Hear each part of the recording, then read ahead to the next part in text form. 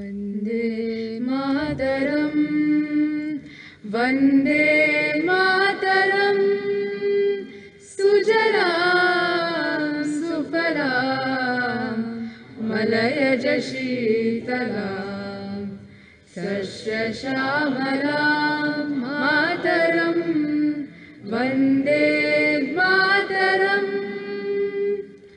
Shubhra Jyotsna Purakitayaminim Pulla Kusumita Drumadana Shobhinim Suhasinim Sumadhura Bhashinim Sukhadam Varadam Mataram Vande Mataram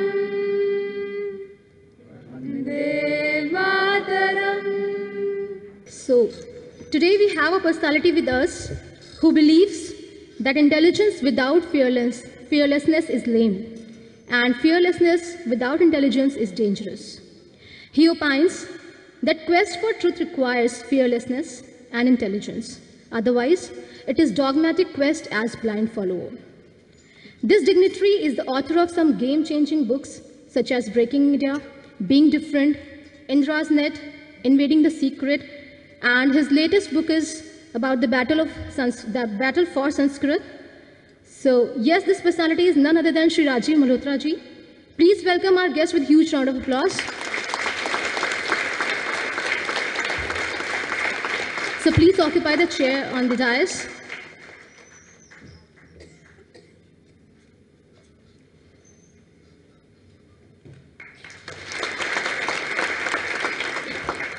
So as per our Indian tradition, I would request Professor Karmakar to welcome our guest on behalf of IIT Madras by presenting the fruit basket.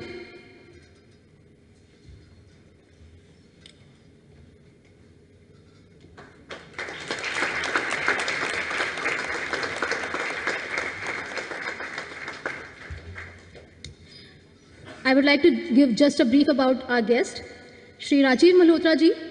He is an Indian-American researcher, writer, speaker, and public intellectual on current affairs as they relate to civilizations, cross-cultural encounters, religion, and science. He has served in multiple careers, including software development executive, Fortune 100 senior corporate executive, strategic consultant, and successful entrepreneur in the information technology and media industries. At the peak of his career, when he owned 20 companies in several countries, he took early retirement at the age 44 to pursue philanthropy, research, and public service. He established Infinity Foundation for this purpose in the year 1994. Currently, he is the full-time founder-director of Infinity Foundation in Princeton, NJ. He also serves as chairman of the board of governors of the Center for Indic Studies at the University of Massachusetts, Dartmouth, and is advisor to various organizations. Today, Rajiv sir will share his thoughts on contemporary Indology studies and will provide a critical overview of that. So now I would request Rajiv sir to address the audience. Thank you. It's a delight to be here. I was here for a previous book launch, I think 2 or 3 years ago. And I recognized the auditorium and some of the faculty the moment I entered. Such an honor. Thank you very much.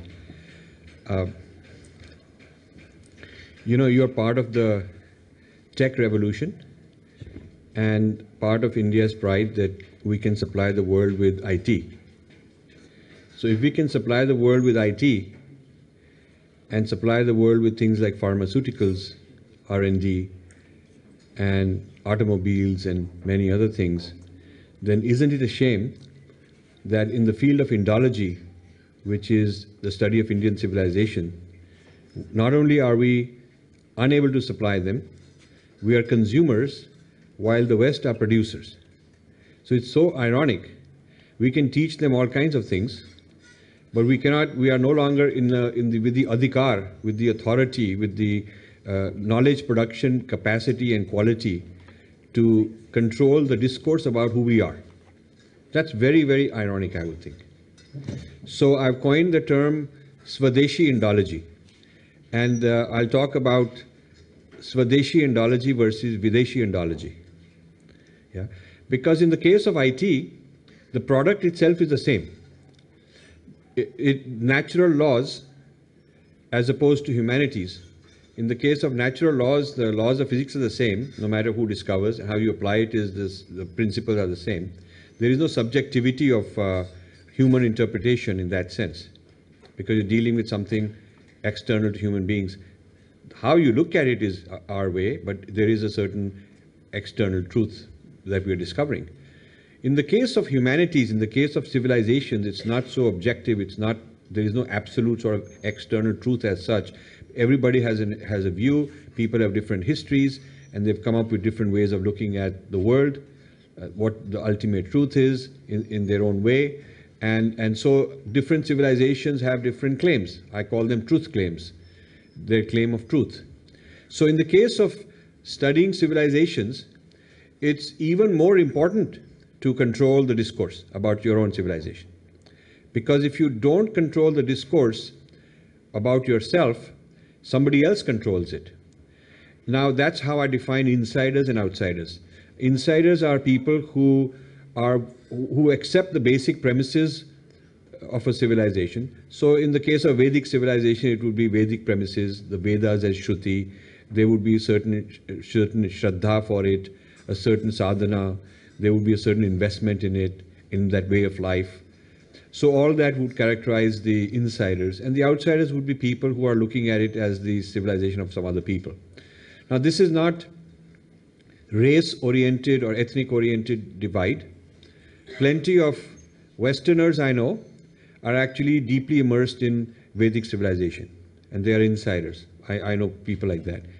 And now a very, very large percent of people who take the outsider view, not only a neutrally outsider view, but a hostile view towards our civilization, happen to be Indians.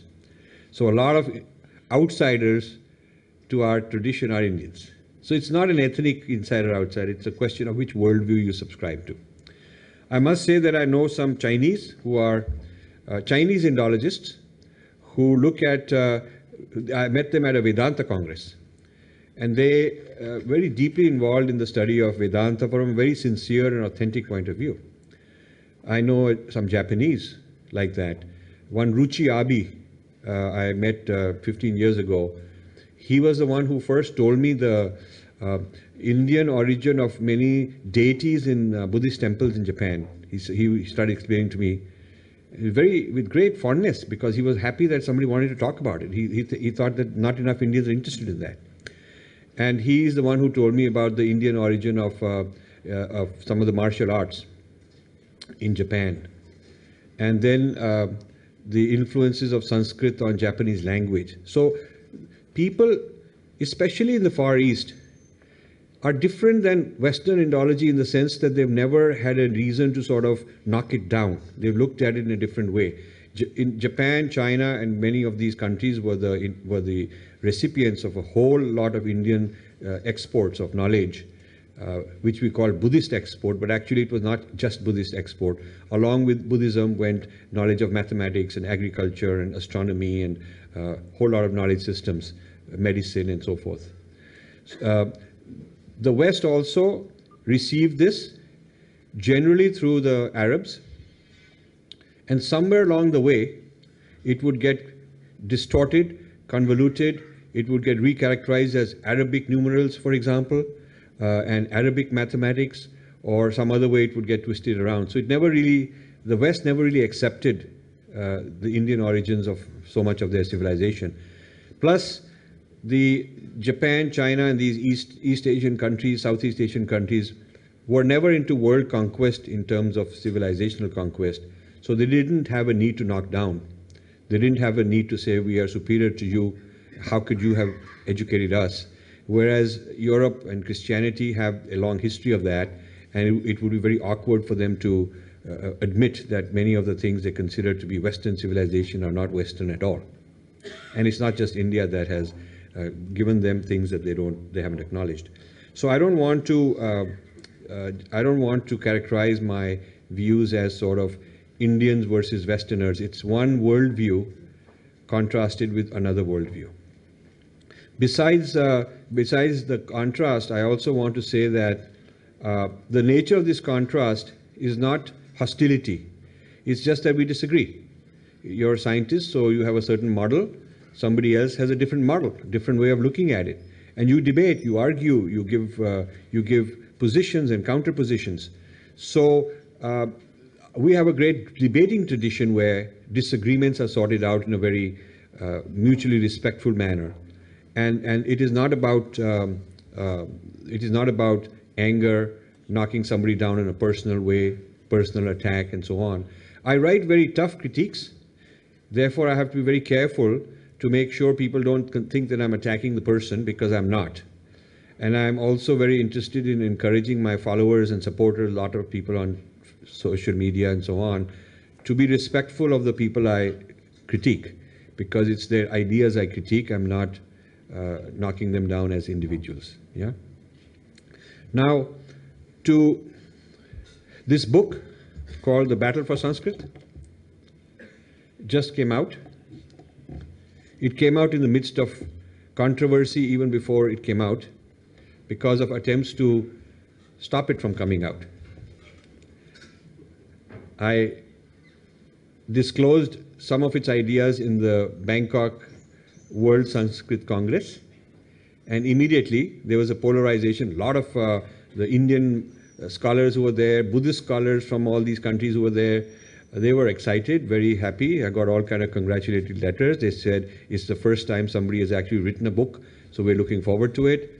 But then a huge amount of Western Indologists started attacking it. And then there was a petition to ask the publishers to ban all my books because I'm a bad guy. Something from the people, the very same people who promote intellectual freedom. It seemed that some people are more entitled to it than others. And then I must say that the reason I say this to every audience is I recognize people who helped me make this book possible, because when the petition came out to ban the book, they got 250 signatures from many important Indologists and their students and so on. And then some people from our side developed a counter petition that said that we must let this book come out, and all their claims were false. And a lot of people helped popularize this counter petition, and we got 11,000 signatures. So we got 40 times as many. But then they stopped this petition business, and they started writing articles. And foolishly, the lead article that started this bandwagon against my book, which hadn't even come out yet, it was actually an attack on me personally, because as a consequence of that, they wouldn't want my book to be out. The lead assault came from the Hindu newspaper in your city, which sometimes I think should be called the anti-Hindu.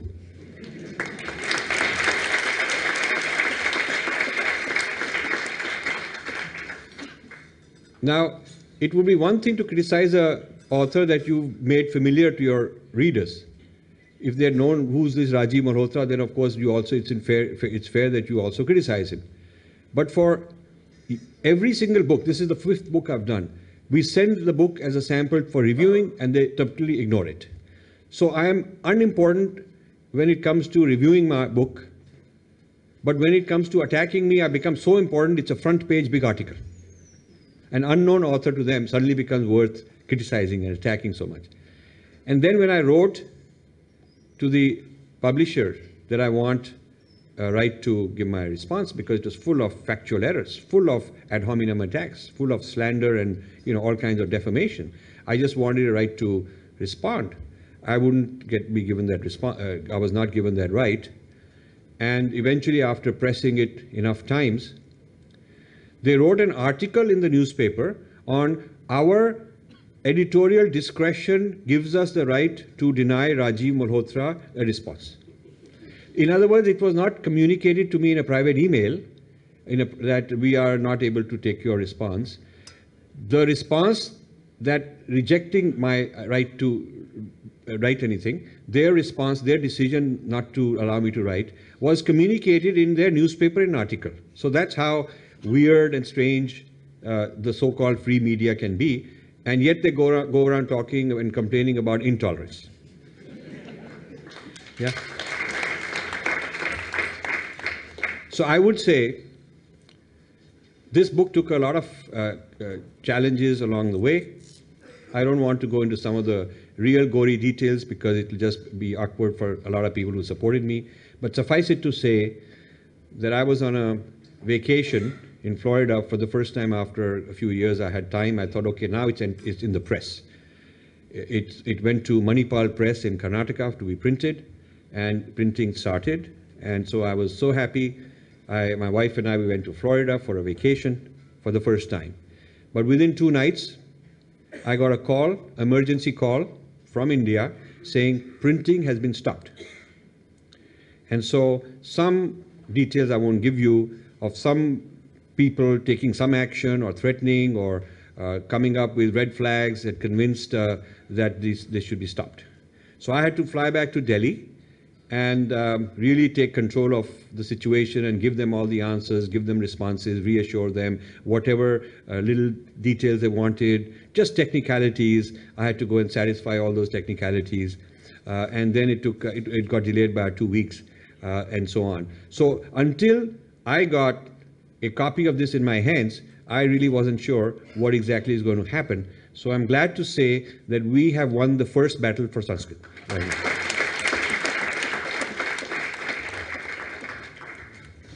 So you see, there must be something that is very threatening.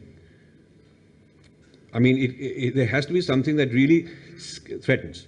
So I'll tell you what some of the things are. Because, you know, Indology is a field that is traditionally controlled by Europeans, and then after World War II by Americans. When the Europeans controlled it, it was called Orientalism. I call it European Orientalism. And then when Americans control it, they say, no, no, we are not Orientalists, we are post-Orientalists. But I coined the term American Orientalism, saying you are American Orientalists. The fact that you are different from European Orientalists, it doesn't mean that you are not Orientalists, you are American Orientalists. And I give a whole history of American Orientalism. What are the specific qualities of that lens? It's a lens, it's not ethnicity or anything, it's a certain way of looking. And the American Orientalists have done a better job than the previous ones in educating a large army of Indians to think like them. So a whole lot of Indian, I call them sepoys, intellectual sepoys, have been trained in these Ivy Leagues, sent back, and they populate some of the prestigious universities in India in humanities departments. I don't know if I'm in trouble with IIT or not.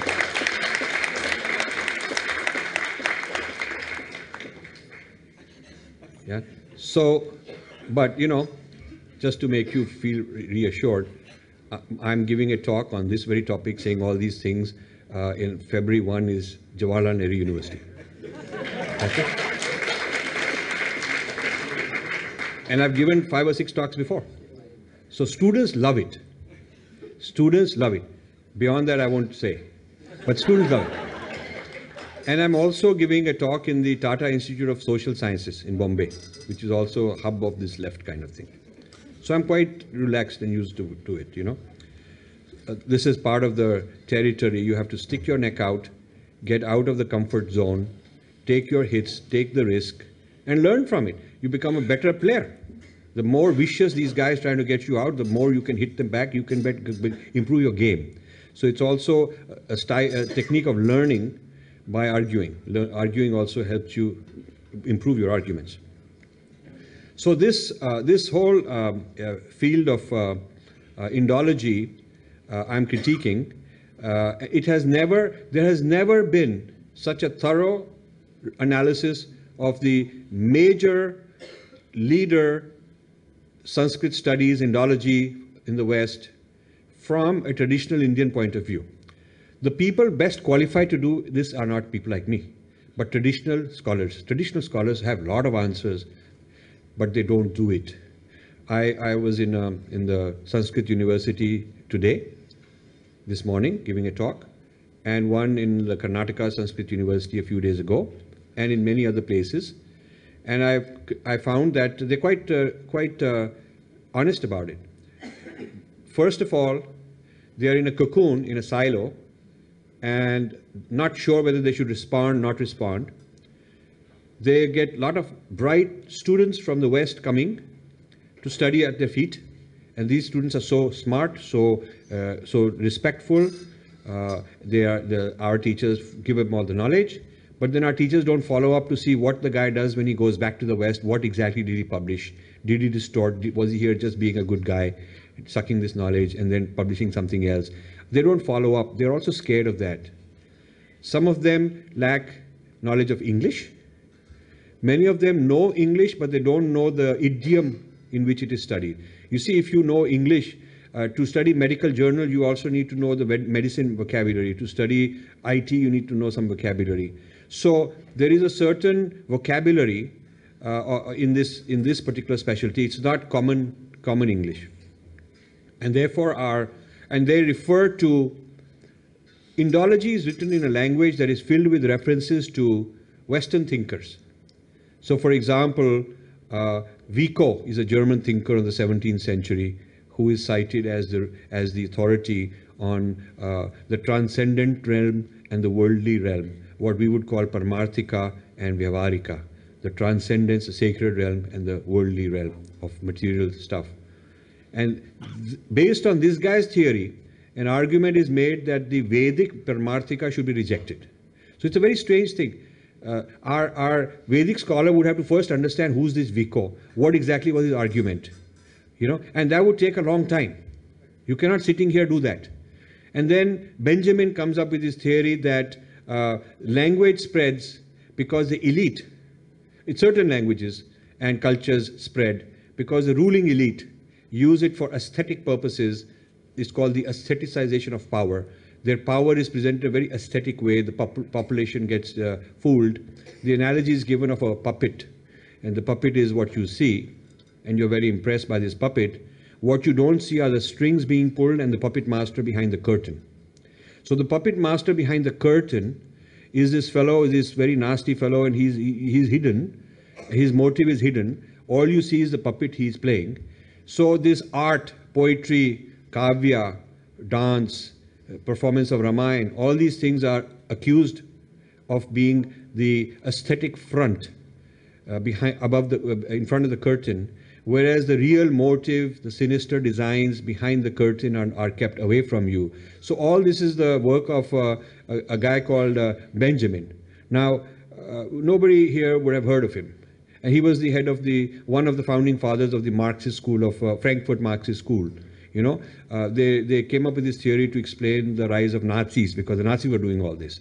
So they developed this theory to explain Nazism's use of aesthetics and literature, and then Indologists took it and said, okay, we will apply it to explain the spread of Sanskrit. So Sanskrit is now kind of like accused of being a similar sort of reason for its spread, a political doctrine, a political virus that spread in this way. This kind of thing. And then Gramsci was the head of the Italian Communist Party or something. He was a famous guy. His postmodernist theory. A lot of this postmodernist theory, 20th century Marxist theory, feminist theory, these are the kind of ideologies, Siddhanta. These are Western Siddhanta being used to interpret us. So a traditional scholar would have to know not only English, but he'd have to understand the Western Siddhanta, Western thought, Western history. And to do that, he'd have to go to some Western place. And then by the time he studied all that, he's been brainwashed. This is what happens. And that's how the army of sepoys has been built.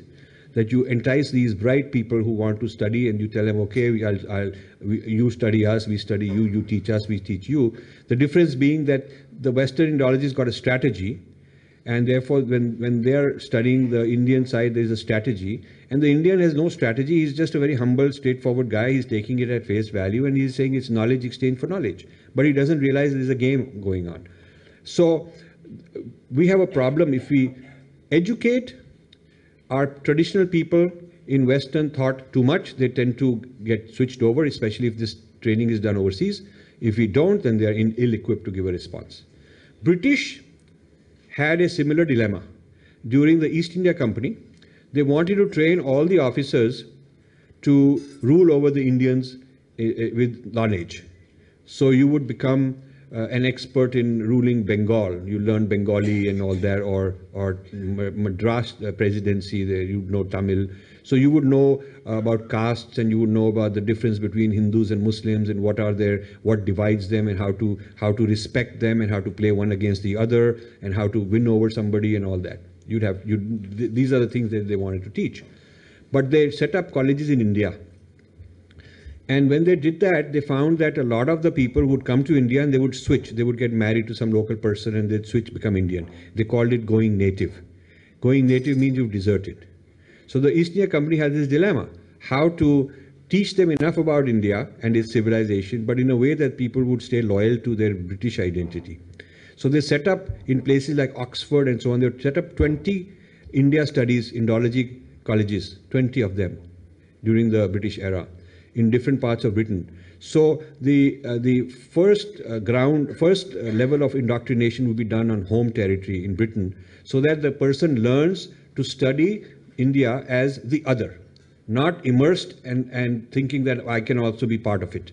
So it was very clear, he's taught that he's British, he's ruler, he's superior, and we're going to teach you about them. And when you go there, you have to keep this distance. You have to keep the distance between yourself and them. You can pretend, talk in Hindi and all that stuff, and pretend that you're a very friendly guy, but always at the end know that you are, who they are. And then they had finishing schools in India, where you would come and get a touch-up, but by then your identity was secure. So they did all that. So maybe we have to do something like that. We have to, if we want to do Purva-paksha or study of Western Indology, we have to start those things here. We have to start them here and teach people Western Indology in the safety of Indian climate. Maybe this is what gurus have to do, because the people who go there are already very secure about their Indian identity. And I'm going to be meeting Sri Ravi Shankar on the 24th, and he's going to launch this book in his ashram in Bangalore.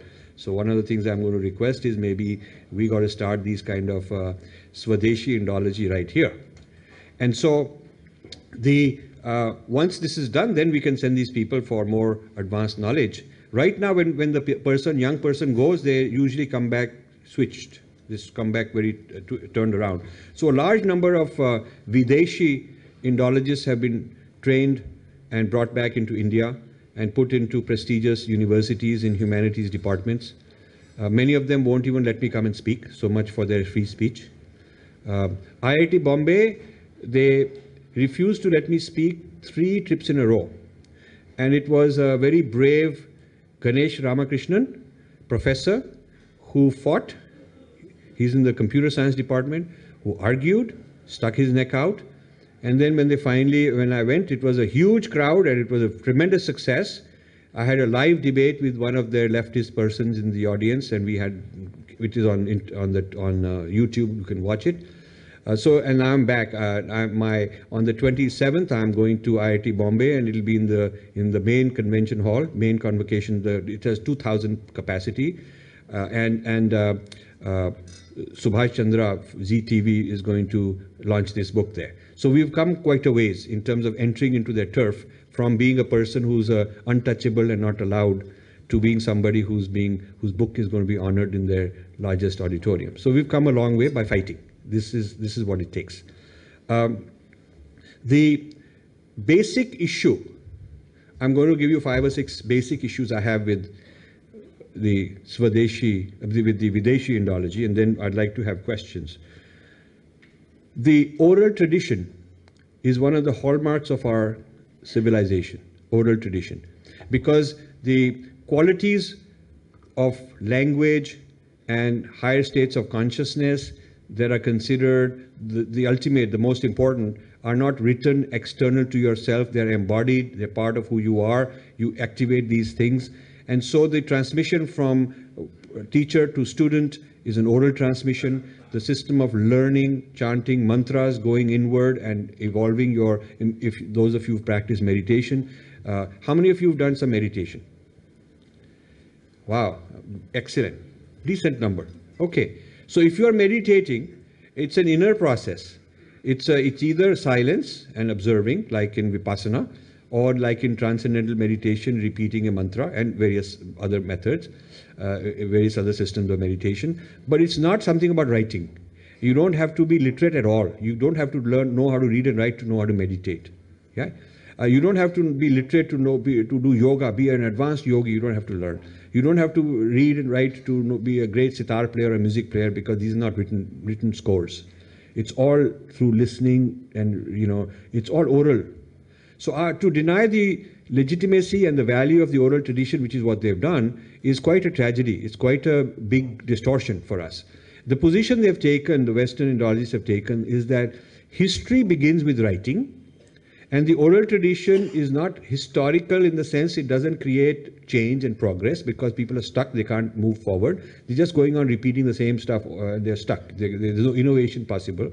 That is not true, because in very ancient India, you see evolution of grammar, you see evolution of knowledge of astronomy and things of that sort. So it is not that only when writing comes, then evolution happens, because we've had treatises and shastras evolving even as oral traditions. But the rejection of the oral is part of a bigger rejection, which is rejection of the whole sacred, because oral is sort of very linked with sacred. And so this rejection of sacred is described as a rejection of the Paramarthika, the transcendental realm. Now, why is this to be rejected? Well, one reason given is that this is very abusive, it's superstitious, it's primitive, and again, people like Vico are introduced that this happened to be the story of the Western civilization, so they assume it must be applicable everywhere. So we are told that as long as you are in this sacred realm and oral tradition, you are kind of primitive and not able to move forward and advance. And so one of the things the West wants to do is to get us out of that. So the attack on the Paramarthika is argued on that basis. But it is not just removing something. It's also what they add. You remove you remove one kind of rasa or one kind of essence, one kind of ingredient. You've depleted it. But then on top of it, you add something else. They're adding two things. So they're removing one and adding two. They're removing the sacred, and they're adding oppressiveness as a quality and political domination as a quality. So these texts, the whole tradition, is serving the needs of political oppression, political domination and social oppression. So the style of studying the texts is not about looking for sacredness and teaching sacredness and people using this to be better human beings and be connected with their worldview. They are looking at it as a system of analysis. The study is, from their point of view, a system of looking for who oppressed whom. Did men oppress women? Let's look for it. Did they oppress Shudras? Did they oppress this and that? So it's a search. It's a quest for looking for human rights violations in the sacred text, in what we call sacred texts. So when somebody like that comes along and says, I love Sanskrit, we must revive it, we must promote it, the Sanskrits are so beautiful, Indians clap. But what you need to know is you need to go back to their books and see what exactly they're meaning. They are saying we need to revive the study of Sanskrit so that we can, with this point of view, we need to revive the study of Sanskrit from a political philology point of view. Political philology is means the study of texts with the intent of looking for political intentions, political motives, political drama that goes on in those texts. The politics hidden in the text, maybe these guys didn't know it even. Maybe the Brahmin is just doing this yajna and it doesn't seem anything political, but really it is political. That's what they want you to know. So they can take out the political intent that you the fellow who's sitting there doing this yajna for the last so many decades, you don't even know that you are actually being politically oppressive and politically dominating. So they are the doctor who's going to tell this thing about you that you don't even know. It's a hidden toxicity inside you that they are going to excavate and bring it out to the surface. So the use of political philology as a method to study our texts and tell us what is political in them, and then it's followed by what they call liberation philology. Liberation philology means to liberate you from those political problems that are in your texts. So we are the doctors who first going to diagnose you, then we're going to treat you. So we're going to diagnose you by telling you what's wrong in your text, what is the oppression contained in your text, and then we are going to teach you by removing all those dangerous things that you shouldn't have in your text, And that is what we mean by revival of Sanskrit.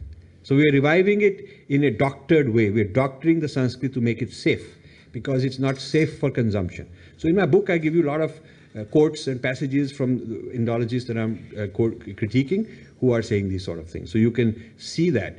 And the reason I'm touring India at this time is I'm looking for alliances with traditional scholars who are very excited right now about this, to work with me, where I tell them where the problems are and they give me the answers.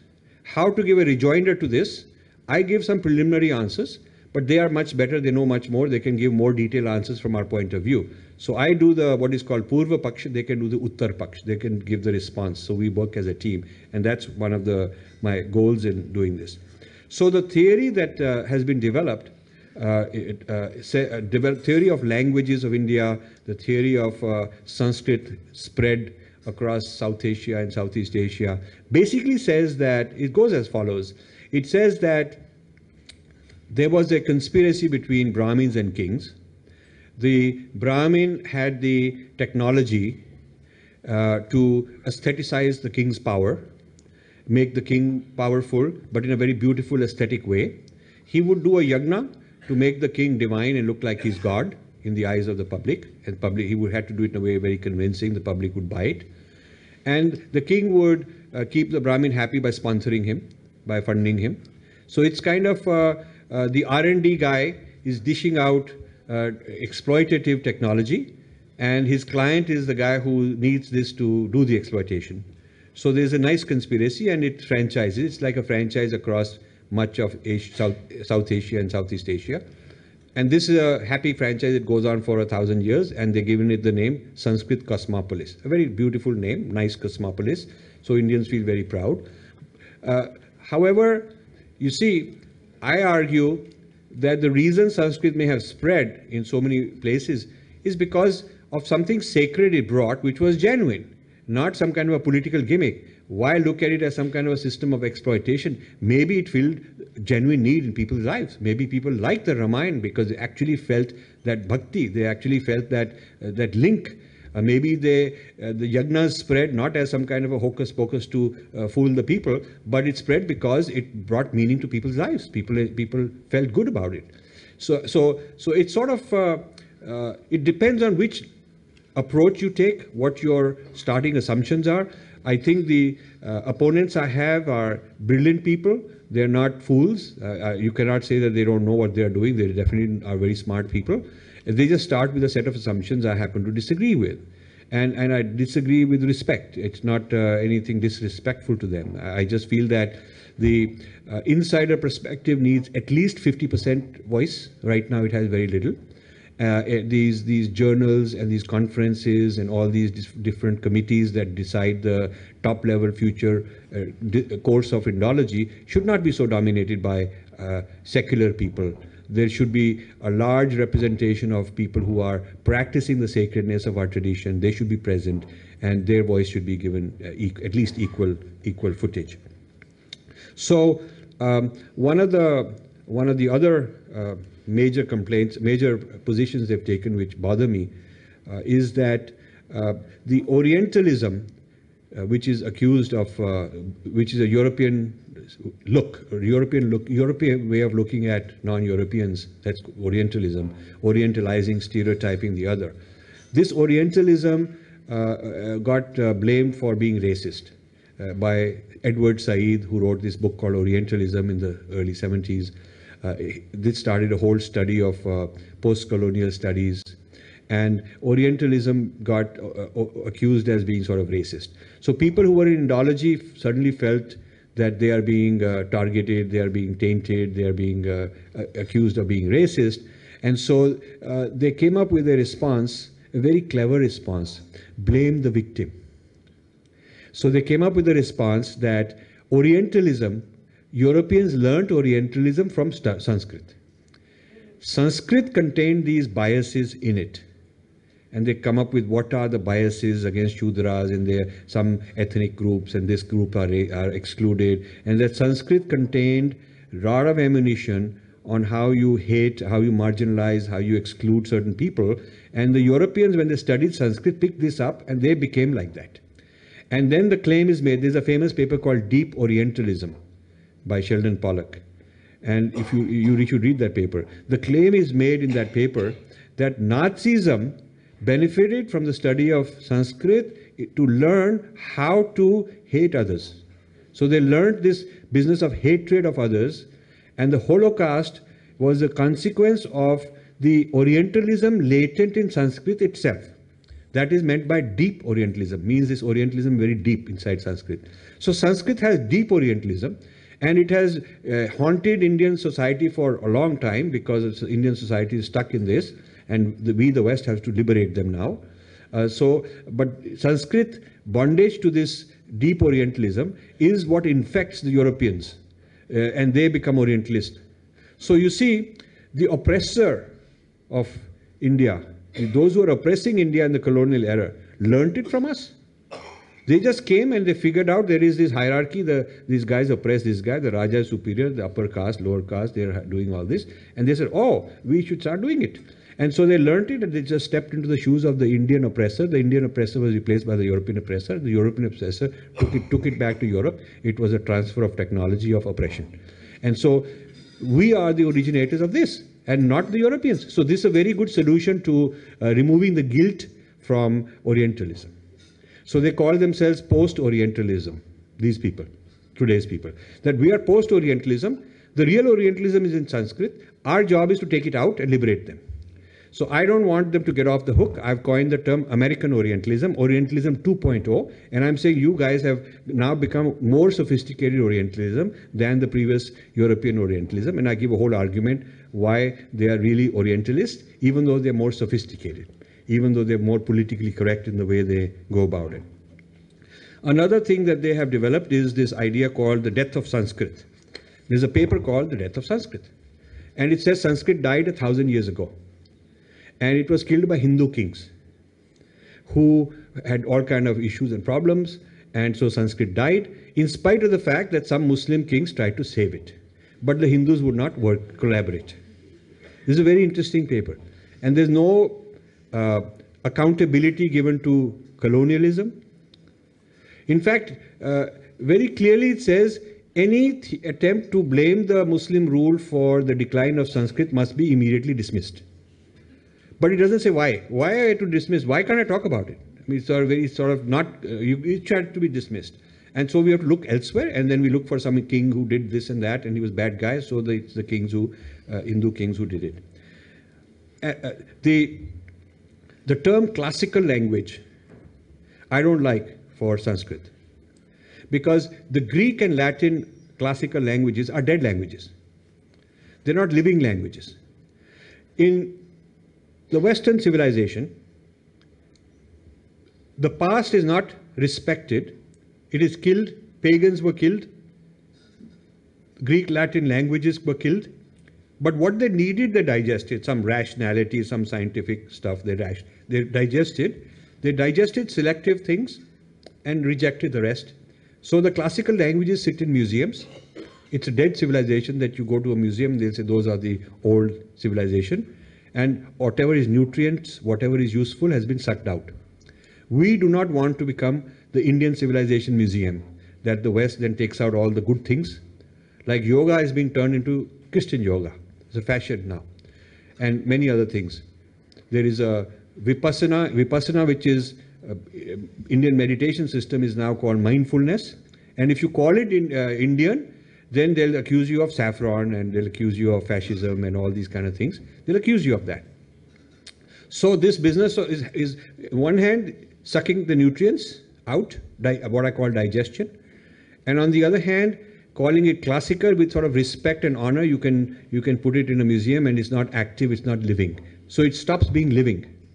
Now, Chinese do not call Mandarin a classical language. They say it's a living language. It's an ancient language, but it's living. And the Arabs call their language not classical, it's a living language. Persian is a living language in Persia, and so on.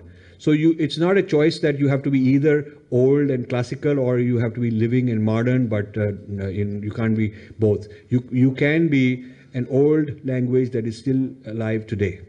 Now, the question comes, is Sanskrit really alive? A lot of people ask me that. Sanskrit is encoded in Sanskriti. Sanskrit is encoded in Sanskriti. Sanskriti of dance, Sanskriti of architecture, Sanskriti, the culture and the civilization we have encodes the same structures as Sanskriti. So imagine you have a software structure, an architecture, and that architecture can be manifest in many ways. It can be internally manifest as a bunch of zeros and ones, and outwardly it can be put through a CAD/CAM system. It can be turned into an actual shape, an actual physical form. It's really the same structure, two representations of that. So Sanskrit is an architecture. It's sort of the DNA of the Sanskriti, and it is manifest in this Sanskriti, which is very much alive in India. Whether I know how to order a cup of tea in Sanskrit, the point is I understand some of the non-translatable, I really understand some of the non-translatable words in Sanskrit. I use them in my meditation. I use them in my way of thinking. And when I go around, I recognize those structures in various physical forms. So Sanskriti is very much alive, and therefore in that sense, Sanskriti is also very much alive. And therefore people like Sanskrit Bharati are doing a great job reviving even the oral Sanskrit in a very serious way.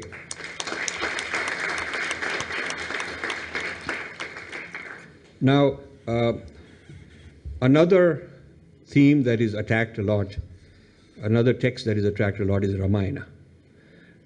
And I show in this book that what starts in the 1980s as a major project to reinterpret Ramayana as some kind of atrocity, some kind of a human rights violation, if you would. They don't use that term in those days. But the interpretation of Ramayana in that way starts, and then it spreads into the academy. A lot of people repeat it in a different way, and then it eventually enters into film, it enters into American school system, it enters into Indian popular culture. Now there is one TV series, some kind of TV series that is going on. What is it called? Siyakiram. Yeah, which is all this kind of stuff. So how did these people come up with all this? They did not come up with of their own imagination. You can trace it back to the 1980s. Who started this interpretation? So when people ask me, why do you care about Indology? It is some weird thing on the side, doesn't matter to us. It does matter to us. This is a living example. The whole misinterpretation of Ramayana and how it's become part of mainstream popular culture, and a lot of people are talking in that way, is the result of Indological mischief. You look at Max Miller's Aryan theory, and then it's resulted in Dravidian politics today, right here. There was no concept of Dravidian, we the Dravidian people, no concept like that 200 years ago. There is no Tamil text which talks about we are Dravidian and they are Aryan. That is not an indigenous concept. You don't have those kind of texts. So this idea that these people are racially separate and divided and whatnot is an idea that Indologists came up with. Similarly, caste. We have had Jati and we've had Varna. And we can debate for a long time how Jati and Varna are not the same thing, have not been the same thing as caste. And how Lord Risley in the late 1800s started the census of India to classify the Indian population every 10 years through the census. And he needed a classification grid, and he came up with this caste grid and assigned people their place in this caste hierarchy. And how he gradually over time got people to accept that this is my caste, and then you had to name your caste to get any government, anything with the government. So over time, people got used to just naming their caste, what has been assigned. But originally it was Jati, which is different than caste. Jati and Varna are not the same as caste, and that's a very interesting topic to study. So Indology has had an impact on Indian society and Indian political life. This is definitely the case. Ford Foundation has brought in a few $billion, couple $1 billion over some years, and funded thousands of NGOs in certain ideologies. I mean, they're never going to give me 1 rupee for the kind of work I do, but they give a lot of money to certain type of NGOs to push certain ideologies. So these ideologies that start in some Indology center then get pushed through many ways, including the funding agencies that push through NGOs, including the training of intellectual sepoys, including the training of media people. A lot of English-speaking journalists have gone overseas The British Council gives them these trainings, trips to UK, and places like Columbia University and all that School of Journalism train a lot of them. So this, and you know, it's what starts with Indology then moves into other academic departments like journalism and all these other departments, human rights and so on. And then it goes into more and more popular mainstream areas. Unfortunately, many IS officers, IFS officers I come across are completely into this Videshi ideology, Videshi Indology frame of reference. A lot of politicians, including Hindu politicians, are confused. They've just bought into this and they haven't woken up to this. I even come across Swamis. I come across people who are spiritual Hindu teachers that are quite mixed up about some of these matters. So with that, I think I could go on, but maybe it'll be more interesting to take your questions. Thank you very much for listening, and I'd love to take your questions. Namaskar, sir. I'm Ashish. I'm a humanities student in IIT Madras. Okay. Okay, and I think first of all, I'm very thankful to you to bringing a very different perspective, and it was a quite, a breathing session, I would say. So definitely, I mean, before I come to my question, two quick comments. Number one, this thing you talked about the power politics. That is definitely, I mean, I could completely relate to that in power politics and knowledge creation. And secondly, as a humanities and social science student, I think one of the constraints which I face, this is on a personal level more, is that lack of academic work in popular journals. That's where the job of new academicians who want to come into this field, it becomes difficult because we don't have that kind of work in the so-called academic journals and academic rigor, which makes it difficult for us to to follow that path. So yes. So what you're saying is absolutely true, if I understand you correctly, that while the West has all these biases, they have more rigor. Yes. They have produced, you have to give it to them, they have produced more rigorous, very hard-working, whereas our people will either be lazy, they'll say, why do I have to prove it? I already know it. I know the guy is a bad guy, so I don't have to show it. That doesn't work. You have to prove your case. You cannot. I went to a talk in Bangalore, and one gentleman from a well-respected Sanskrit tradition background, stay here, I'll take your second question also, you have two. So a scholar with a very solid background says, we don't need to do all this Purva-paksha because we already know that they are Rakshasas.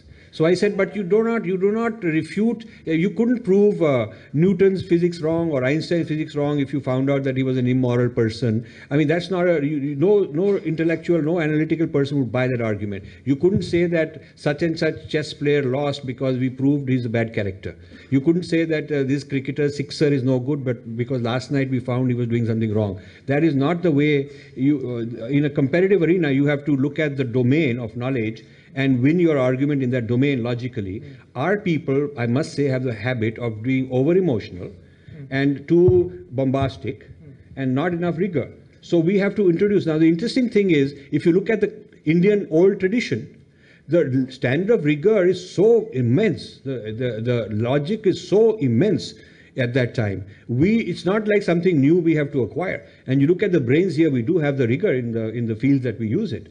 So somehow, today's teachers are not applying the rigor and teaching the rigor in today's problem solving. So you have to take the rigor and apply it to solve today's problems, not memorize how the solutions were in the past. And you can't do it with emotions, you have to do it with intellectual rigor. So I agree with you, we don't have those kind of journals. Part of Swadeshi Indology is to create that ecosystem. Absolutely. And yeah, second, sir, it was again not a question, but I think which you addressed this. For example, when you talked about Sanskrit and the way the sacredness is being taken out of Sanskrit, which actually makes me also, I mean, at a very personal level, I feel the Sanskrit which comes from, which gets rooted through that direction, it's a very, only at intellectual Sanskrit, there's no divinity you cannot feel the divinity in that. So I think that point was also very well brought out. Yeah, I'll give you an analogy. Many years ago when there was a tsunami in 2005, so we sponsored one of the Chatrales with the Aim for Seva, which is run by Swami Dayananda Saraswati, his organization. So we sponsored a Chatrale for Nagapattinam village, which was affected. So I went there with a camera crew, and did a documentary, went to Swamiji's Annaikatti, we went to Manjukuti, all his villages, and and the boats he was building. So as part of that, we went to Mahabalipuram, and you have these great carvings, Now these carvings are sacred. The difference is very interesting. When a functioning murti, which has you've done pran pratishta, this is deity, this is living sacred deity, is taken over by archaeological survey, which is a secular body. They do not allow the person to worship. They don't allow someone to come and do any, because that's wrong. You know that.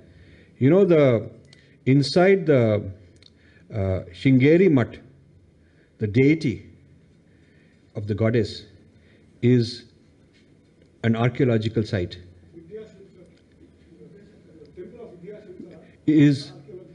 And therefore you're not allowed to do puja there, right? They did not allow. But on the side they've made a little thing, you can do puja there and you can pretend you're doing it here. But you're not allowed to do that because that is under the control of the archaeological site. So there was this poor, humble old man in Mahabalipuram. In the middle of the night, we were there with the camera crew. We saw this guy with some candles and he was doing his puja. So I said, please interpret what he's saying. And this is on a video we have posted in Arshvidya Gurukulam website, Aim for Seva. It's very interesting. He said 4 or 5 generations, his family, they have been doing this. Since the archaeological survey took it over, they do it kind of secretly. But they are the pujaris of this, and he thinks it is his obligation, his dharma to do this. Whether he goes to jail or not, he's going to do it. I was so moved that, and now you see, this is the problem. The turning archaeology is killing the sacred. Now, maybe the archaeologist will praise how beautiful. His way of praising, you should not say, wow, he respects my culture. He's actually killed the culture. It's a dead body. He's praising. It's like somebody says, you're dead, but we make a thing out of you and put it there and we'll praise it. So he's praising the quality of painting, the nice paint, and look at the fine things and that. He'll point out all those good technology aspect of the carving, but it is not sacred, and sacred is banned, in fact. This is a huge problem. This is exactly what is happening to Sanskrit. It's beautiful poetry. It's got nice, characters, but sacredness is out. And this is why I'm pointing it out, and they don't like it because it's such a subtle problem and they've fooled our people for too long. Thank you. Thank you. Please. My name is Venkat. I have been following your post right from 1998 from the Indian civilization, Indian civilization. We've had some. Sulekha days. Okay, I have a very specific question. So when you talk about Indology, we cannot, we cannot avoid talking about linguistics. Yes. Right. So scholars like Koinad Elst, Karthik Venkatramani, which you should be in personal touch with. So they have a different take on the origin of Sanskrit or origin of Aryan or whatever. I mean, where this Vedic language actually originated. What's your take on that? I just wanted to understand your point of view. Specifically, Koinad Elst and also Karthik Venkatramani. Karthik Venkatramani is also known as Kalave Venkat and is a very staunch Hindu, See, I'll tell you my view. Right. My view is that the sequence has been reversed when they say that there is Sanskrit and then somebody sat down and wrote the Vedas. The Vedas are in a state of consciousness, the rishis have, in which the Vedas emerge as sounds, and then later these sounds become a language that you can use to order a cup of tea also, and so on. So I think the Vedas are earlier than the language. It's very different than any other language because nobody would say that, something like Shakespeare came first and English came later or something like that. I mean, always language and then the prevailing surviving texts. But here's a case where a huge corpus of text emerges, and then the mental mind, which is a lower level than this rishi state, I call that the rishi state, at the lower level it turns it into conceptual ideas to make sense of it, because at the intellectual level we want to make sense of things. So then we come up with sort of a language analysis, linguistics and so on. So that's my view. So, and I feel that if you look at the Vedas themselves, so I don't want to look at the origin of Sanskrit, because if you look at the origin of Vedas, that will answer the question. If you look at the origin of Vedas, what they are describing is not found in Central Asia. There is no big ocean there, for one thing. And you look at the flora, fauna, B.B. Lal, a former director of the Archaeological Survey of India, a very, very good dharmic person, also an archaeologist, by the way, but in his case, looking with his dharmic eyes, looking for the dharmic messages in the archaeology. Very, very interesting. He has written a book, and I've talked to him at great length, amazing person, and he has shown very convincingly that the flora fauna in the Vedic literature is consistent with India and is not found in Central Asia. He's done that. Lynching evidence which will come. Vasant Shinde, who runs the Deccan College, VC Deccan College, he wrote one of our 10 volumes. We published 10 volumes on the history of Indian science and technology. We've done that. One of them is by him. And he's just announced that for the first time they found human remains in a Harappan site with DNA. Previously, there was no DNA, So now they found something with DNA, and pretty old. So they're now looking at comparing that DNA with various populations. And for the first time, he feels that a convincing case will be made on who were the Harappans in terms of DNA genetically. And he's not giving away his story, he wants to publish it. I think he's a smart guy. So we'll wait and see what the story is. Yes. One more short question, sir. Sure. If I'm not taking much of your time. See, I have not read your book, been following your posts and all those things. But you should read my books also. Certainly do. I'll do that. Okay. Just a small observation. I need to convince the publishers. Not only we got 40 times as many petitions, but these people actually buy my book and read my book, and therefore my books are important for future. I am one of those 12,000. One of those 12,000 people who have supported your. Excellent. So okay. Now you should turn that support into books. Sure, sir. Certainly. Okay. My question is this. So if you look at the evolution of Sanskrit per se, so Sanskrit did not have any written scriptures. Yes. Written style. So even the Devanagari comes later. Yeah, correct. There's Brahmi, there's Prakrit. Right. So have you bought this specifically in your book, or? No, I haven't. This is not. I'm not teaching you Sanskrit in this book, and I'm not teaching you the beauty of Sanskrit, the greatness of Sanskrit. I'm doing only one thing, and that itself takes 500 pages. I'm doing a Purva-paksha Western Indology. So I'm taking what they have written, which is objectionable, which would be red flags in any audit. I'm kind of an auditor, saying these guys have done all this, and I'm auditing and coming up with red flags and coming up with reasons that there are problems. So that's what I'm working on. Just to tell you why I did this, you should know. In August or so 2014, I'm suddenly told that Sringeri Peetham is going to create a chair in Columbia University for representing and teaching and interpreting Adi Shankara. It will be called Adi Shankara Chair of Religion and Philosophy by Sringeri Peetham, something like that it was called. And it is funded by NRIs who put in $4-5 million, feeling very proud. And I was told that it's too late for you to raise questions because the Shankaracharya has already blessed it. Once he blesses it, he can't unbless it. There is no unblessing ritual, is what I was told. So it's too late if you have questions and so on. So you can just jump on board and so on. I could have just taken the easy way out and become very good guy in their books, like other NRIs there. So I raised questions. And this was a chair to be set up, and the selection committee and all that controlled by Sheldon Pollock, who's the subject of my Purva-paksha.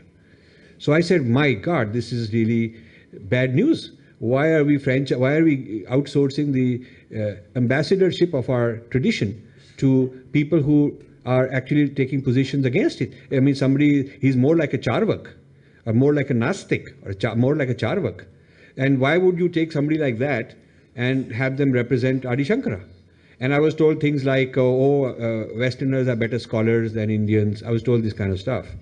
And I said, well, in that case, you should fund the Indians to become better, raise their level, raise their level. If you can do it with IT and with other things, you can do it with our tradition. Raise their level to international level. I'll work with them. So I was told all sorts of things why this is already a done deal and so on. So I, after arguing a lot with people in the US, both those who are funding this chair and the Sringeri Mutt people, representatives there, finding that I'm not getting anywhere, I decided I'll come to Sringeri and meet the Shankaracharya. And Mohanji came with me and a few other people. We went there, met the Shankaracharya, and basically said that I fully respect whatever your decision is, but all I want to do is to let you know what you guys will be getting into. I want to do a Purva-paksha. And you see, I found that Purva-paksha term is a magic term when you're talking to traditionalists. Without the term, they'll say things like, why should I worry about others? Truth is in my heart, or something like, everybody is the same, we're all good people. They talk all this kind of stuff, you know, to kind of get out of the responsibility of looking at others and critiquing them. The moment you say, I'm doing Purva-paksha Western Indology, in the same spirit as Adi Shankara did Purva-paksha of opponents, immediately they say, that's a very good idea, we ought to do it. I mean, that's how can they walk away from Purva-paksha being in the Shankara tradition, because that was his strength. So they liked the idea I'm doing Purva-paksha. I said I need a little time. I'll have my book out. I didn't have a book idea. I thought I'll do a 50-page paper. And then this 90-day project became 6 months. Then it became longer. It ended up as a 500-page book. So I just want to start the tradition of Purva-paksha applied to those who control Indology today. And I'm not taking any personal shots at anybody. I just want to make sure that this happens in a respectful atmosphere, and I am not the best guy to do it. I just happen to be the one doing it, and I'd like others more qualified to take over. My name is Supratik Bhattacharya. Okay. I just finished my 12th, so I'm in first year college. Okay, my question is slightly deviates from this. I would like to ask, like in the US, some decades back, we had what you call the culture war. The whole political landscape was influenced by that. I would say that my analysis is that India also is going through such a phase. If you see what the media does and how demographics is changing. So now my understanding is that no, let's say Western country has in a way won the culture war as on our side. I would say the only country is maybe Hungary, because of controlling the media, because the state controls the media to some extent they have won the culture war. I would say maybe Russia has to some degree preserved its things.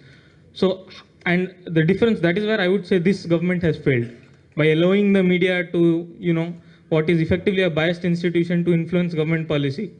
They are, in the long run, I would say we are where the Republicans were in the Reagan high years. So after that, it was downhill for them. Okay, let's forget. So the question is, how do you win let's the forget culture all war? those countries. You can just say that we are having a culture war in which the media is on the other side, and the government, rather than opposing them, is also joining them. We don't have to talk about Hungary and Russia and all that. We know, we all believe that what you're saying about India is true. I think people here believe that. So what is your question now?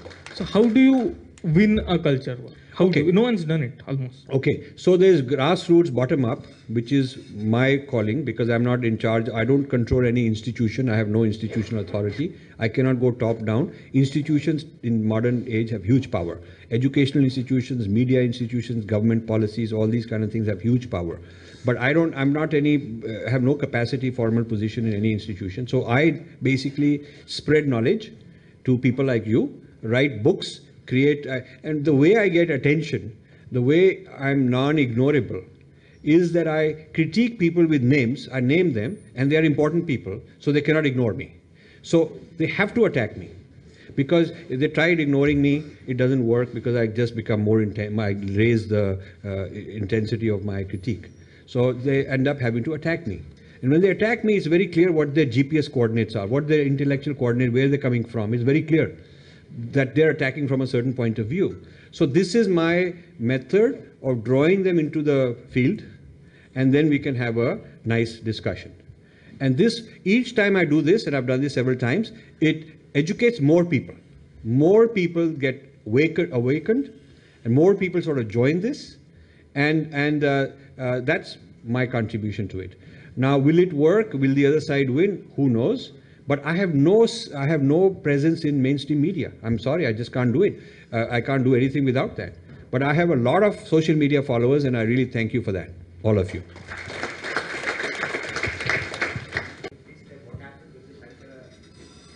So the question is, what happened with the Shankara thing? It's still open, but 16 months have gone by, 18 months have gone by. The deal was, I was told in an email, it's a done deal.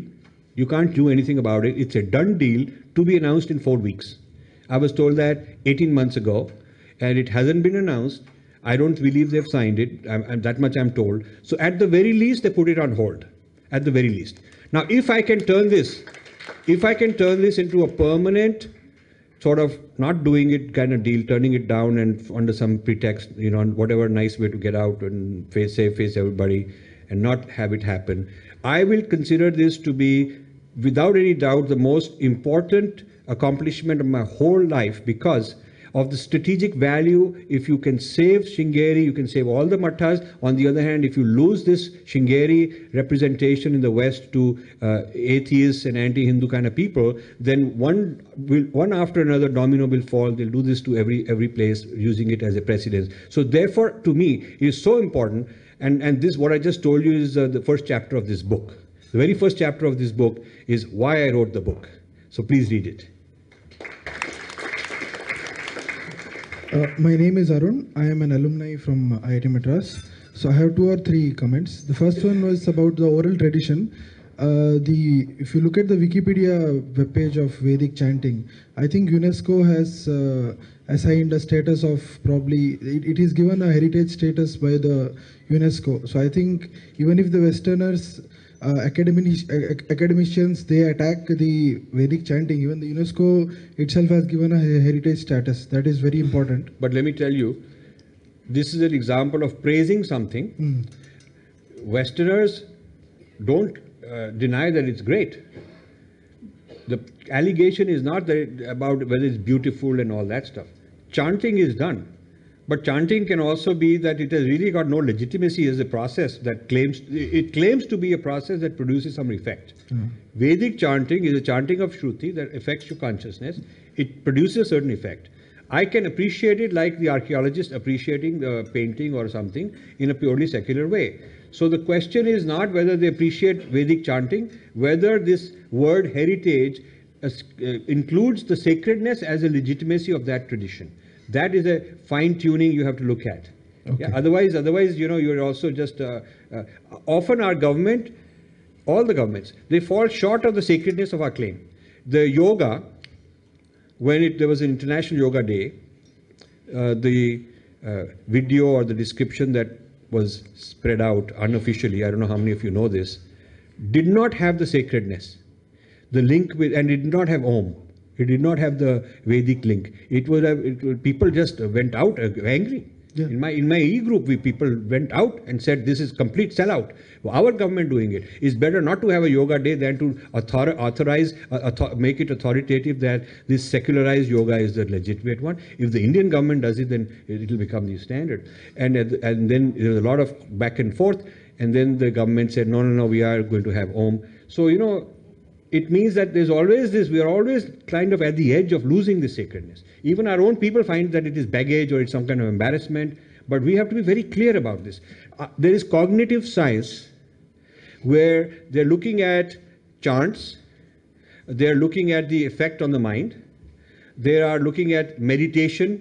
These are not just empirical studies in neuroscience, which are very positive, very interesting, but also theoretical models being built about consciousness. The Hindu meditators, Buddhist meditators are highly sought after in these kind of researches because that they are able to produce states of consciousness that neuroscience a few years ago didn't know were even possible. So the link of sacredness to higher states of consciousness and effects on disease, effects on all kinds of neurological conditions is becoming more and more studied. I would like our people to study it and constantly make sure in the papers they publish they give the Vedic references. And it should not be that subject 3, subject number 7 produced this and subject number 12 through 15 produced that, like they are some kind of anonymous people.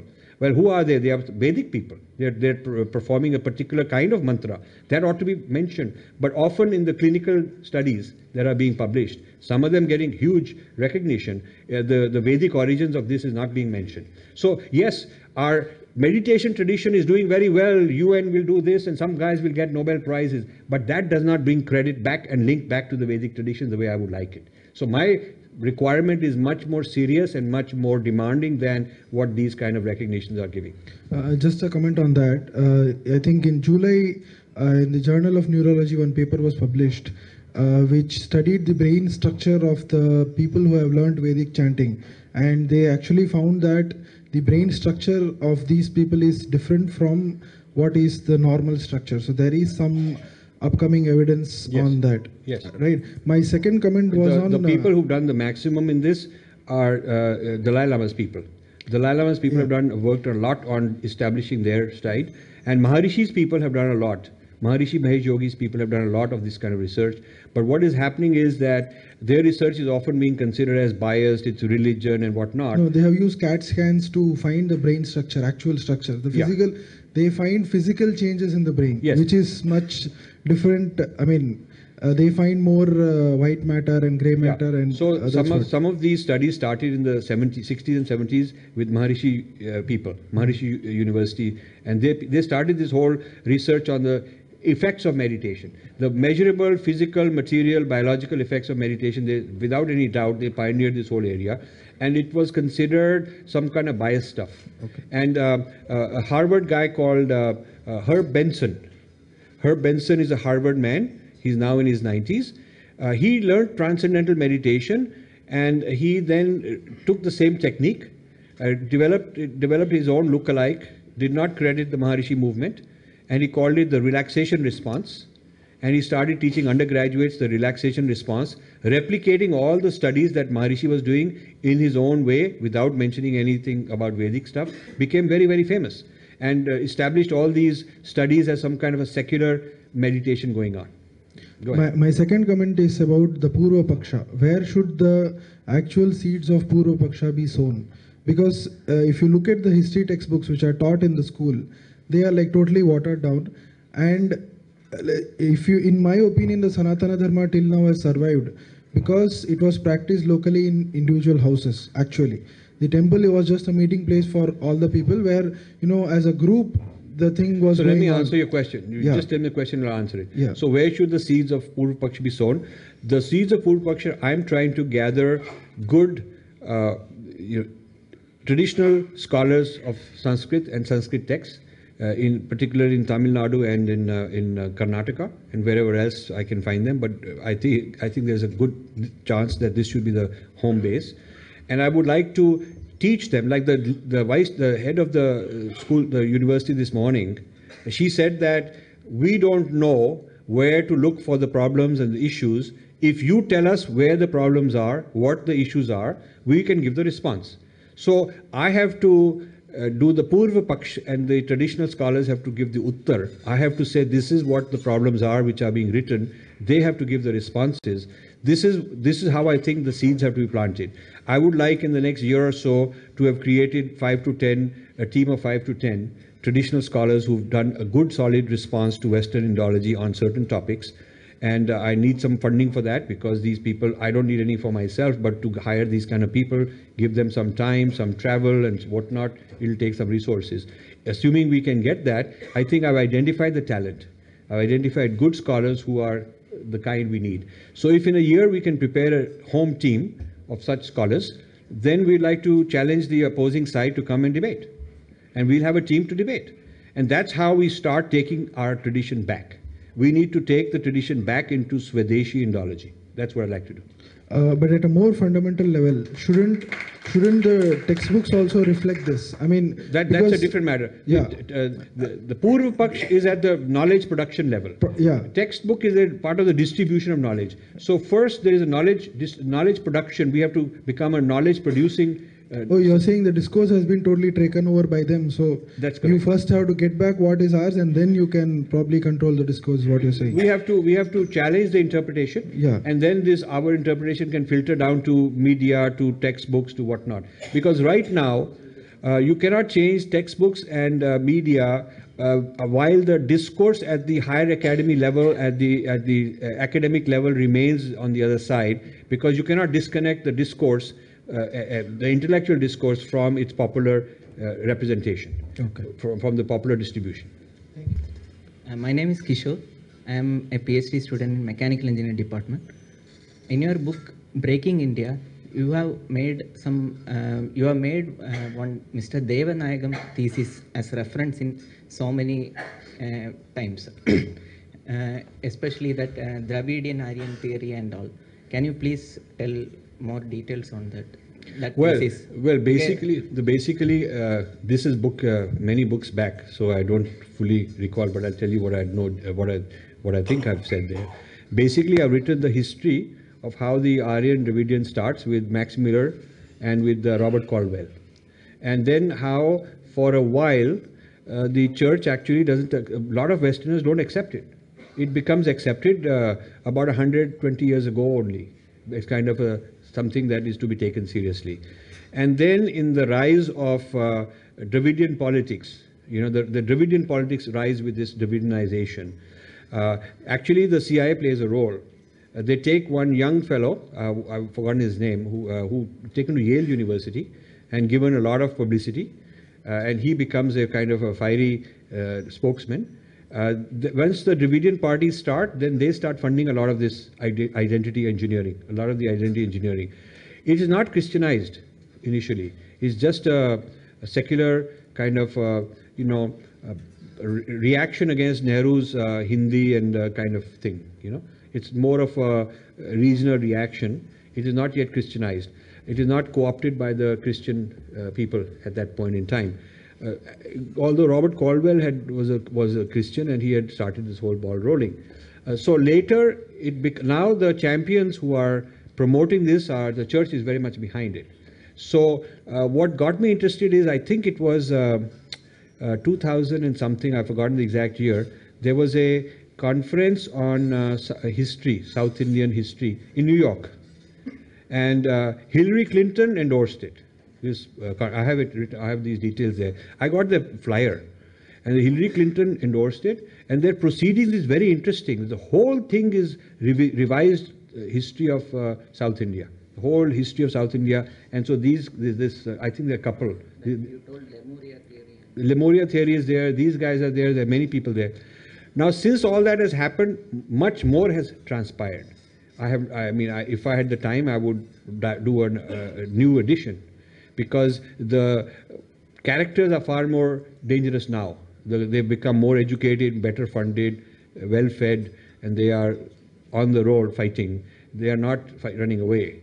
So this battle of the Dravidian fault line and the Dalit fault line and the role of Christianity and the role of Western funding, the Western left and the Western right, is becoming more intense. So that's really what it's about. That's what my goal is to. I'm not taking shots at one individual. I use individuals to make a point. Because you have several times you have referred that thesis. Yes. You told that it is not having any basis, and you have said that again and again. Yeah, and also the St. Thomas. Actually, I didn't get time to read that thesis. Yeah.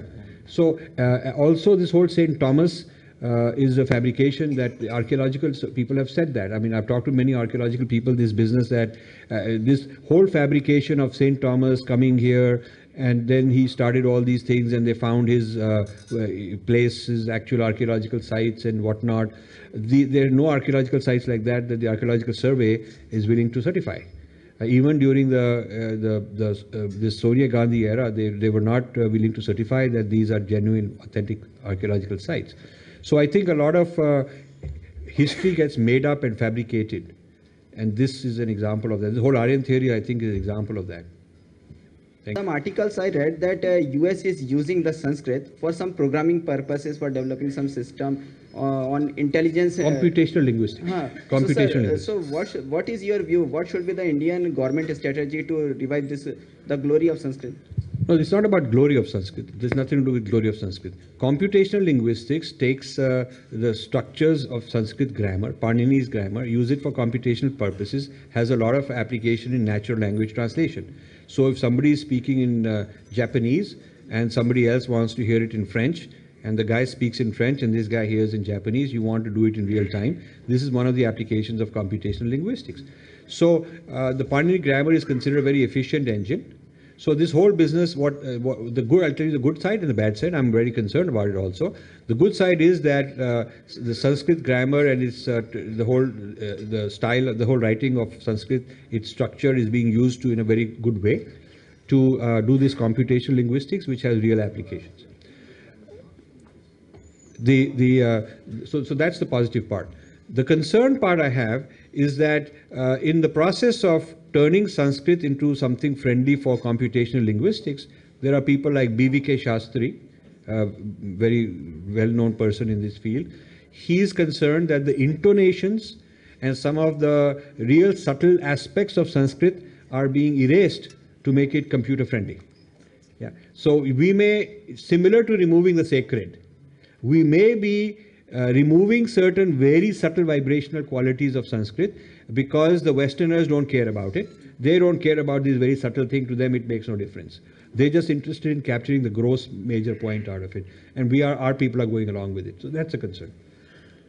So, sir, my question is, why the Indian government is not looking into that this kind of researches and usage of Indian government is also involved in that. My concern is that Indian government is a follower rather than a leader. The main projects for computational linguistics are being done in the West. And Sanskrit people are the brightest, best Sanskrit people are being pulled out and given money grants to go there and do it. Indian government is following along that, they're not taking the lead. Sir, I have come from Bombay. I am not from this place. My name is Mr. Muttigi, retired from TISS. If you remember, I buy all your books and read. Thank you. I'm very happy. And, I have prepared a summary of all the books and circulated among the people in Bombay, particularly among the senior citizens. My question to you is today. Are you going to be at the TISS meeting? No. I think on the 20th. I retired long ago. Oh, so you don't live there anymore. Nobody recognized me there. Okay. Long back I retired. My question is, sir, in your writings, I didn't find any self-introspection on the part of the Hindus. Didn't find anywhere. I tried my best to get it. Yes. And can you enlighten on that? Thank Yes. you. Yes. Certainly, there's many things to write about. I could write a critique of Hinduism. I could write good things about Hinduism. I'm neither critiquing Hinduism nor writing the glory of Hinduism. That also I'm not writing in these books. I'm doing a Purva-paksha in the West. Yeah. And I'm doing a Purva-paksha in the West because I found a gap in the intellectual discourse which nobody is covering, and I decided that as an opportunistic person, I was in IT at one time. I was always looking for market gaps where nobody's doing. I filled that gap, and that's my opportunity. Yeah. So I think that in the intellectual space, as an outsider, not trained all my life in doing this, I was trained as a physicist, computer scientist, all that. And then at the age of 44, I gave up and did this. Too old to go back and learn the humanities. So I figured that I should go where I can do something where I have knowledge. Yeah. So one of the knowledges I bring, one of the knowledges I bring is that I used to, as a management consultant, I used to do industry analysis. So you do an industry analysis of some industry, airlines or hotels. You look at who are the players, what are they good, bad, who funds it, how the industry works, what are the trends. So I started looking at Indology as an industry because I am an industry analyst. I bring something. None of the Indologists who are practicing are an industry analyst. They don't know how to analyze an industry. I know how to analyze an industry. So I get started by saying something about their industry which they don't know. So I started building a database on who's who in Indology, who funds what are the consequences, and what are the issues, what are the biases. So I started looking at the macro level as an industry. That's how I started. And the reason I had to start, another reason I started this way is I was giving grants, giving large grants in Indology at one time. I was funding Indology chair in Indology roundtable in Harvard, visiting professors here and there, Columbia. I did all of that. So while I was giving grants to them, I also wanted to analyze what they're doing And the method of analysis that I could use is as an industry analyst. So I started it like that. I didn't start it like a Hindu or anything like that. I started as an industry analyst. And this led me to problems. This led me to their defensiveness. They're attacking, saying, don't analyze us. Who are you to analyze us? So I said, okay, I'll analyze you even more, because if you are scared of my analysis, there must be something you're hiding. So it's almost like you're following a thief and he takes you somewhere. And you end up where he takes you. And when I started my foundation, I had no idea where I'll lead. I just got led by one project, led me to the next, led me to the next. So if you look at some of the historical anecdotes I've given about my own journey, you will see why I ended up talking about this. I did not even intend to do this. So I'm not writing about Hinduism and its critique or its... I do have some books of that kind also in the pipeline, but I have not produced them. I have books on my interpretation of Vedic culture. Good, bad, everything, and its future. I have not written that, published that yet.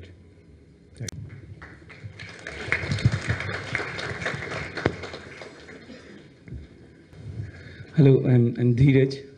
So I have one question is, so I've read halfway through your one of the books, okay, that, so there's one thing you talk about this psychoanalysis that these Westerners are doing, like Wendy Doninger, they're doing about a fourth thing, like there's a thing about Ramakrishna Paramhans, they have done this. I understand, but what's your question? So the question is, how do you suggest we can go about doing the Purva-paksha and the Uttar-paksha with the psychoanalysis of the things that they're doing, where in our case there are things that we cannot explain in words, you see. It's the belief, there are things that are nirvachaniya. So how do you go about the psychoanalysis? Yeah.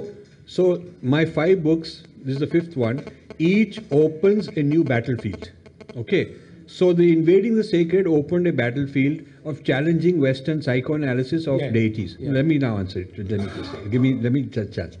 So that book was my opening the battlefield, and I hoped that Hindu psychology people, people trained in cognitive sciences, would then be the home team and continue that work. 10 years later, they have not done it. What I had done, basically, people just sort of, it became a very emotional thing and people started fighting, Wendy Doninger and all that. That was not the intent. So I did an intellectual piece of work. I expected people to take that even further, but they didn't do that. Similarly, in Breaking India, I did it's a different battlefield. It is not the same thing. And being different is a different battlefield. Indra's Net is another one. This is another one. Each one, I define a battlefield, define the other side, what they are doing, why it's wrong, what's an issue, do a Purva-paksha. And my goal is that I want more people to join me in taking this intellectual discourse further. But what I find is our people merely recycle the same knowledge.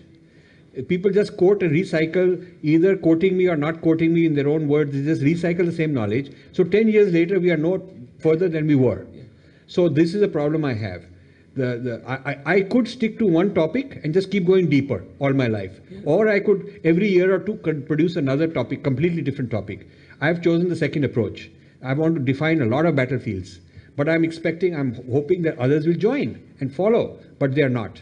So we haven't had enough energy and enough disciplined rigor approach to critiquing these things further and further.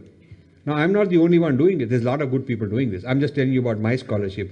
I wanted serious people in psychology to take up this issue of Freudian psychoanalysis and take it further, and that didn't happen. So it's more or less where the book was 10 years ago.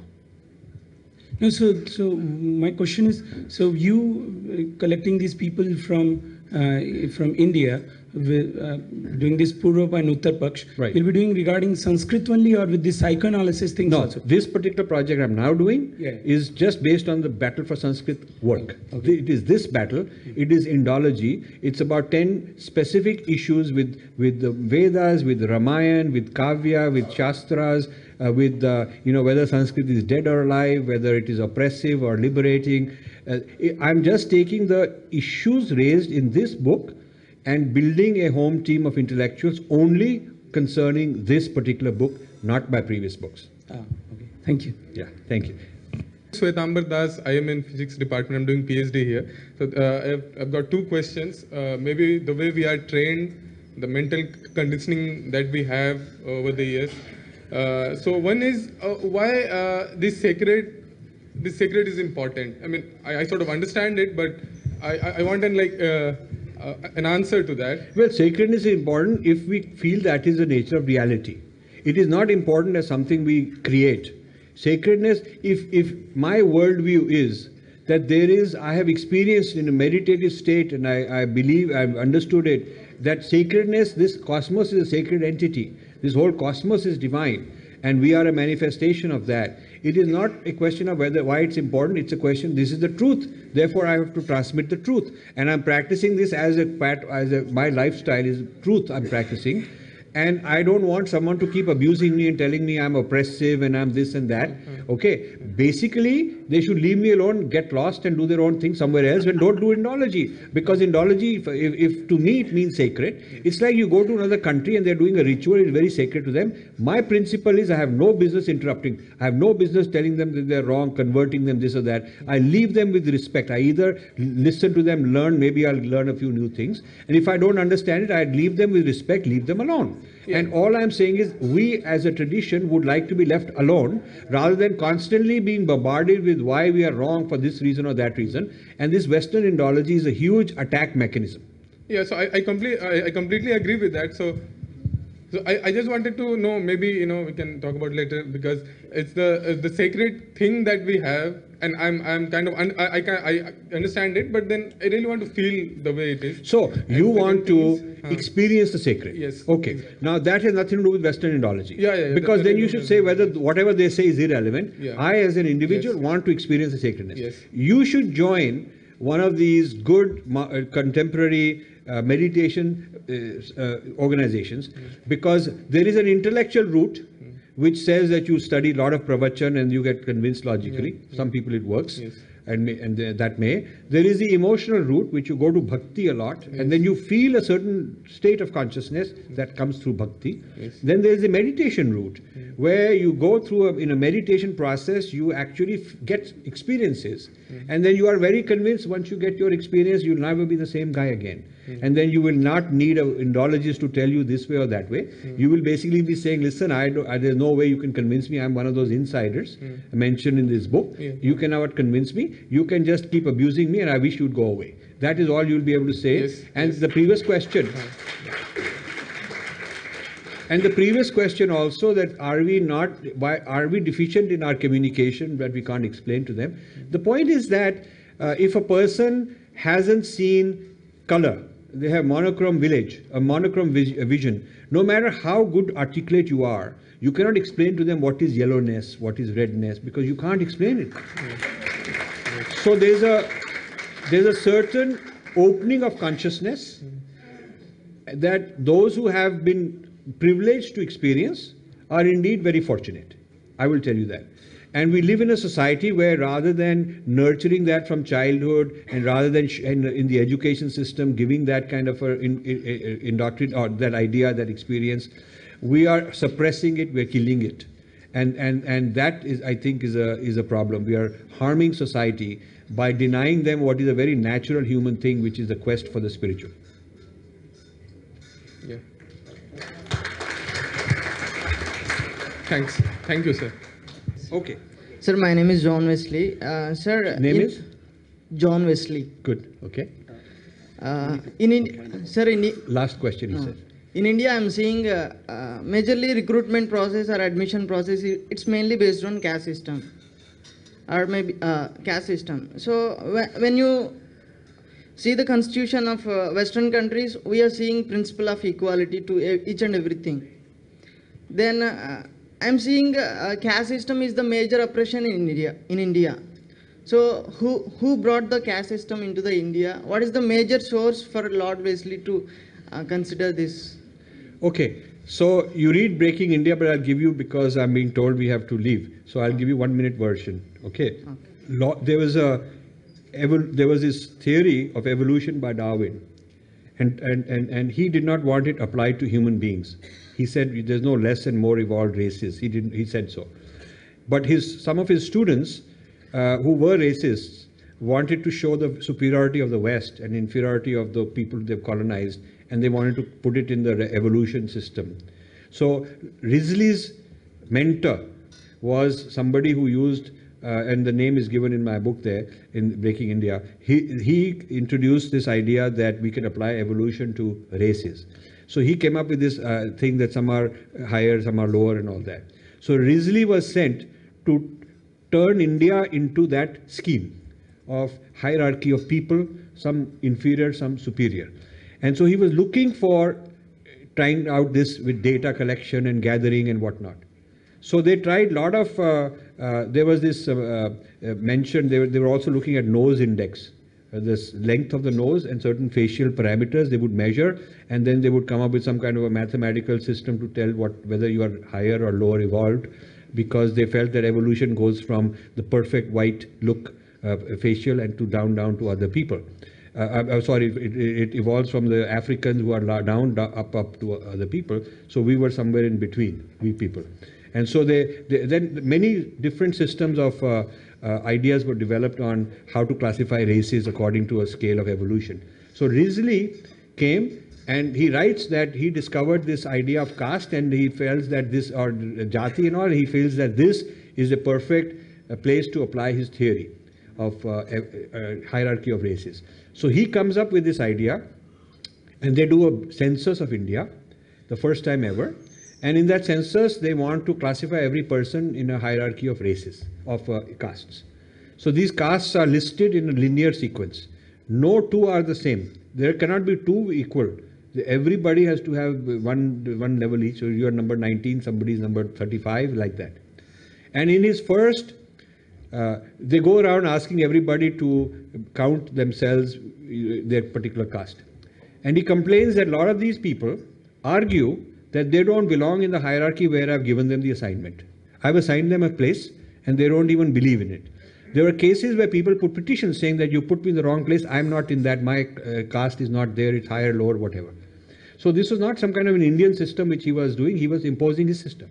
And there was resistance to his system from the people. So every 10 years he keeps repeating this, he does 3 or 4 censuses, one every decade. So during that 40-year period, this becomes fixed, because then the British government, in order for you to get any services from the government or whatever, you have to write your name, your father's name, and your caste. And so it's sort of like you have this Adhyar card kind of thing. So there was this caste, was this system of marking each person, without which you were not a citizen to be counted who could get his rights. You know, certain jatis were declared criminal tribes. There were like 80 or so criminal tribes. There's an act called the Criminal Tribes Act of India. And in this Criminal Tribes Act, they classified all those jatis. They were fighting this system. They were fighting the British. They were militant. They did not want to be treated a certain way. Some of them were Kali worshippers, like that. And so the British were very scared of these people. And some of them were classified criminal because the British were cutting the forest to export the wood which they needed. And so these people were fighting as militants, they were fighting the British. So the British considered them to be criminal tribes. So they were a British creation that they are criminals, and hence it was legal that person by birth is a criminal. He hasn't done anything. He just born. By virtue of birth in a tribe, he is declared a criminal. And these tribes were to be exterminated. And the term thug, we consider thug, we've adopted this term. We think that thugs are a bunch of those kind of people, but they were just a regular tribe. They were one of the tribes declared criminal, and so in the English language, to be called a thug became a normal way to criminalize somebody. So when we call somebody a thug, actually we are playing into this Orientalism. We've adopted this colonial Orientalism because it's become part of our language. So this is the origin of this, how caste system started. Now, the Indian government should have created something different, should have said that a lot of people are underprivileged, they need help. So there should be affirmative action and quota on individual merit. Okay. See, in the US, when you apply to colleges, they make you fill out a form if you want financial aid. And it is entirely based, they don't ask you your religion. It is not asked.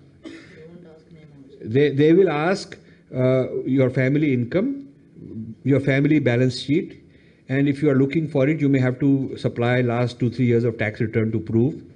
And then you are based on your financial need and other needs and all, maybe if you're physically handicapped, those kind of needs and all, they will put you on a scale of your need. You give a number.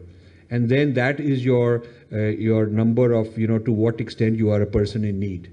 India should do something like that. It should have nothing to do with you belong to this caste and all those people are entitled more than someone else. That's a recipe for clashes between groups and other groups, where these social scientists have a great lot of fun to work with politicians who fund these guys to dish out a scholarship to show that this caste was a victim of that caste so many years back, and the politician will come and save them. So this idea that your caste has been accused and your caste is the reason for your poverty and I'm the savior, you vote for me, I'll go into power and then I'll get you better quota. So this casteism is basically a lobby system. Americans have lobby groups. We have caste lobby groups.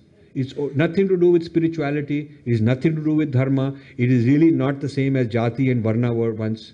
It has just become a political lobby system. And unfortunately, democracy has made it even worse because the people cluster into their caste groups in order to hold together and lobby.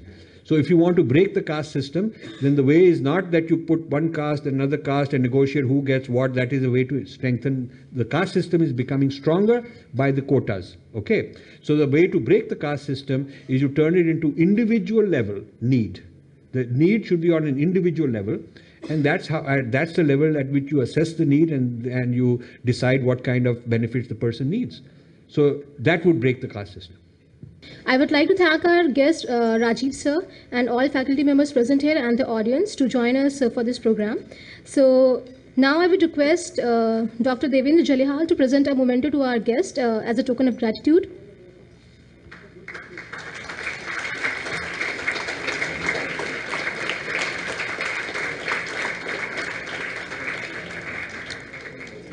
I request you all to please join us for the national anthem now. Jana Gana मन अधिनायक जय हे भारत भाग्य विधाता पंजाब सिंध गुजरात मराठा द्राविड़ उत्कल बंगा विंध्य हिमाचल यमुना गंगा उच्चल जलधि तरंगा तव शुभ नामे जागे तव शुभ आशीष मांगे गाहे तव जय गाथा जन गण मंगलदायक जय हे भारत भाग्य विधाता जय हे जय हे जय हे जय जय जय जय हे